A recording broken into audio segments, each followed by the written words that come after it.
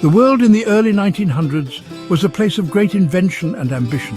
It was here in this time of progress that a truly magnificent creation was born.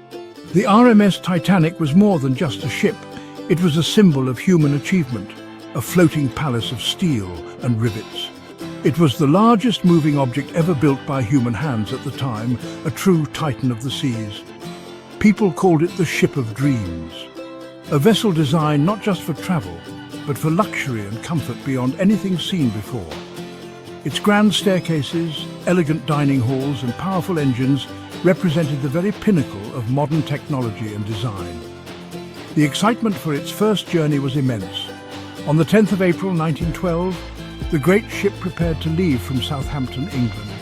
Its destination was New York City, a world away across the vast and empty Atlantic Ocean.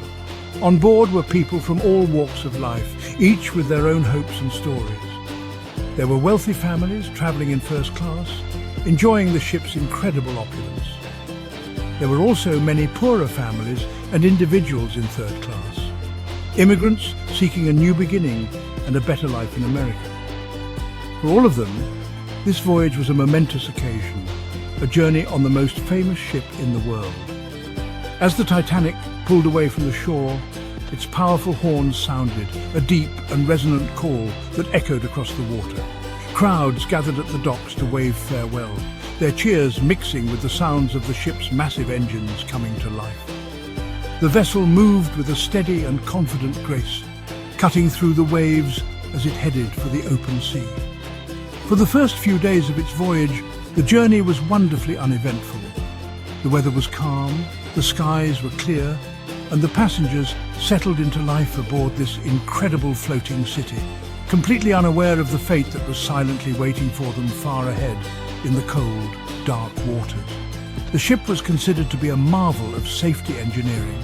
It was built with 16 separate compartments that could be sealed off with watertight doors. The designers believed that even if 4 of these compartments were to flood, the ship would still remain afloat. This innovative design led many to believe that the Titanic was practically unsinkable, a claim that was widely reported and celebrated. This sense of complete security added to the ship's legendary status. But nature, as we so often see, has its own powerful and unforgiving laws, and even the most impressive human creations can be humbled by its immense force. As the Titanic continued its journey westward, the conditions of the North Atlantic began to change in subtle but important ways. The air grew colder, a clear sign that the ship was entering a region known for its icebergs. These colossal mountains of frozen fresh water break away from glaciers in Greenland and drift south into the shipping lanes. On the night of April 14th, the sea was unusually calm, like a flat sheet of black glass. This lack of waves made it incredibly difficult for the lookouts to spot icebergs, as there were no telltale white lines of water breaking at their base. The night was also moonless, plunging the ocean into an even deeper darkness. Throughout that fateful day, the Titanic's wireless radio operators had received several messages from other ships in the area. These messages were warnings, reporting large fields of ice and numerous icebergs directly in the Titanic's path. However, not all of these crucial warnings reached the bridge, where the ship's officers made their decisions. The wireless operators were employed by a different company and were also busy sending personal messages for the passengers. This breakdown in communication meant that the crew on the bridge did not have a complete picture of the immense danger that lay just ahead of them in the silent, freezing darkness. High up in the crow's nest, 2 lookouts, Frederick Fleet and Reginald Lee, strained their eyes, peering into the pitch-black night. They had been asking for binoculars for the journey, but for reasons that are still debated, they were not provided with any. Suddenly, Fleet saw a dark shape looming directly ahead, larger and darker than the starry sky. It was an iceberg. He immediately rang the warning bell 3 times and telephoned the bridge, shouting the urgent words, "Iceberg, right ahead!" The officers on the bridge reacted instantly, ordering the engines to be put into reverse and the ship to be turned sharply to the left. But the Titanic was a vessel of immense size and weight. It could not turn or stop quickly. Like a great beast, its momentum carried it forward, closing the distance to the iceberg with terrifying speed. The ship managed to avoid a direct head-on collision, which might have been survivable. Instead, the iceberg scraped along the starboard or right side of the ship. Below the waterline, the frozen mass of ice acted like a can opener, popping rivets and tearing a series of holes along the ship's steel hull. Most of the passengers and crew felt only a slight shudder, unaware of the mortal wound that had just been inflicted upon their unsinkable ship. Immediately after the collision, water began to pour into the ship's forward compartments. The sound of the rushing sea was a terrible confirmation of the damage. The ship's designer, Thomas Andrews, was on board for the maiden voyage. After a quick inspection of the damage below decks, he delivered the grim news to Captain Smith. The iceberg had breached not just 4 but 6 of the 16 watertight compartments. The mathematical certainty was inescapable.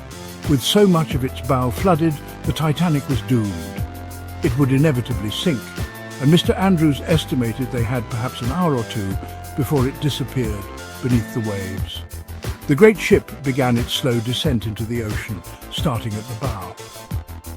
As the front of the ship filled with water, its heavy nose was pulled deeper and deeper, causing the stern, or back of the ship, to rise high out of the water.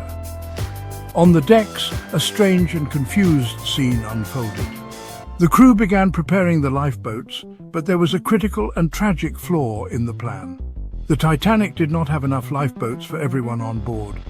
It carried only enough for about half of the 2,200 people on the ship, a number that shockingly met the outdated safety regulations of the time.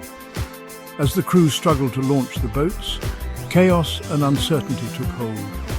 The rule was women and children first, but the process was disorganized. In the initial confusion, many lifeboats were launched only partially full, as passengers were hesitant to leave the seeming safety of the massive, well-lit ship for a small boat in the freezing, dark ocean. The ship's lights were still blazing, giving a false sense of security. This early hesitation meant that precious space, which could have saved hundreds more lives, was lost forever into the night, rowing away from the sinking vessel with empty seats. The end came with a terrifying display of physics and force. As the stern rose higher into the air, reaching a steep angle, the immense stress on the middle of the ship became too much to bear. The structure failed, and with a series of deafening, crashing noises that were heard for miles, the Titanic broke in 2 between its 3rd and 4th funnels. The forward section, now completely detached, plunged into the deep. The stern section, for a moment, crashed back down onto the surface of the water before it too filled with the sea and began its final vertical plunge into the dark abyss. As the last piece of the Titanic vanished beneath the waves at around 2:20 a.m., a new and terrible chapter of the tragedy began. Over 1,500 people were now left in the freezing water, which was only a few degrees above the point of ice formation. The sounds of the sinking ship were replaced by the desperate cries of those struggling to stay alive.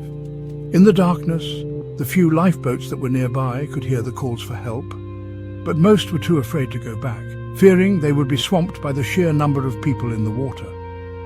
Only one lifeboat returned to pull survivors from the sea.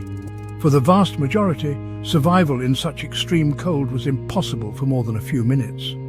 Hours later, as the sun began to rise, the rescue ship RMS Carpathia arrived on the scene. It had received the Titanic's distress calls and had steamed through the dangerous ice field at full speed to help. Its crew was met with a heartbreaking sight, a calm sea dotted with the Titanic's lifeboats and the floating bodies of those who did not survive.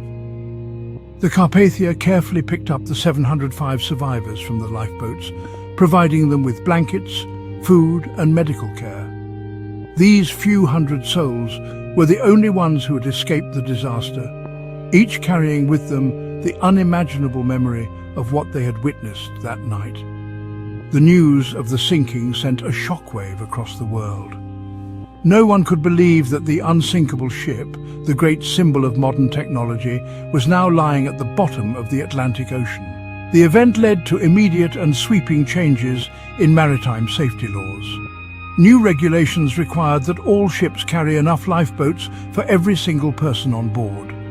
Furthermore, it became mandatory for ships to maintain a 24-hour radio watch, ensuring that distress calls would never again go unheard. The disaster served as a powerful and tragic lesson about the dangers of human overconfidence in the face of nature. Even today, more than a century later, the story of the Titanic continues to captivate and haunt us. It is a story of human ambition, of class division, of heroism, and of profound loss. The discovery of its wreck in 1985 brought the story back to life, allowing us to see the silent giant resting on the ocean floor. The Titanic serves as a permanent memorial, a solemn reminder that no matter how advanced our technology becomes, we must always maintain a deep respect for the power of the natural world.